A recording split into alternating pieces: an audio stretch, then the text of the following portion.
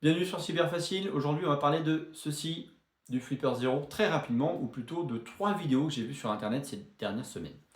La première, c'était LCI Info qui fait un reportage voilà, de quelques minutes sur le Flipper Zero avec des experts en cybersécurité qui expliquent qu'on peut faire tout un tas de choses. Après, on a eu celle de TPMP, où alors là, c'est parti complètement à volo. Donc, on reprenait un peu des éléments d'LCI Info, faux, une fois encore, et avec des gens qui ne savent pas de quoi ils parlent sur ce coup-là. Et donc, du coup, c'est donner des choses complètement aberrantes, comme des gens qui demandent la suppression, l'interdiction de la vente de ceci. Ceci n'est pas un outil illégal, c'est tout à fait légal d'en avoir un. Attention, ce n'est pas comme, par exemple, un brouilleur d'ondes, c'est totalement illégal d'en posséder un. Mais ça, c'est légal.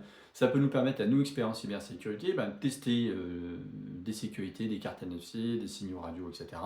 Ce que vous ne pouvez pas faire dans toutes ces vidéos qu'on a vues, c'est copier les clés d'une voiture, ouvrir une voiture récente. Alors, je parle de 2000 un peu après. À partir de là, c'est plus possible. Je veux dire 2002-2004, vous ne pouvez plus faire ce genre de choses. Parce que les voitures sont déjà avec des codes roulants qu'on appelle ça. Donc, ça permet d'avoir des codes qui vont changer systématiquement dès que vous appuyez sur le bouton de votre clé. Donc ça ne sert à rien d'être intercepté avec ça parce que vous n'en ferez rien du tout. Pour les portails, les barrières, c'est exactement la même chose. On a la même protection depuis des années et des années et des années. Moi, avoir beau chercher longtemps, j'ai toujours pas trouvé de barrière ni de portail faillible avec un code unique statique. Donc voilà, on a encore de beaux jours devant soi. Au niveau des badges NFC, donc tout ce qui est carte bancaire sans contact, oui, bien sûr. Mais moi, j'arrive plus à lire le numéro de carte bancaire avec ça. Plus jamais. Et certainement pas comme on le montre sur TF1 en le copiant par exemple sur un sac à main.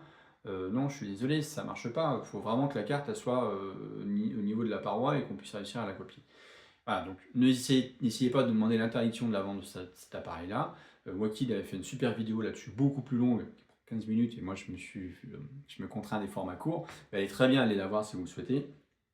Du coup, ce petit appareil qui vaut quand même un peu moins de 200 euros fait beaucoup de choses. Il ne les fait pas toutes bien, c'est vrai, mais il permet aux jeunes, aux personnes qui s'intéressent à ça, de s'initier à la cybersécurité et à nous, experts en cybersécurité, par contre, de l'avoir pour tester des trucs. Tout simplement, ça nous permet, ça peut nous aider dans certaines missions. Voilà, salut Lara.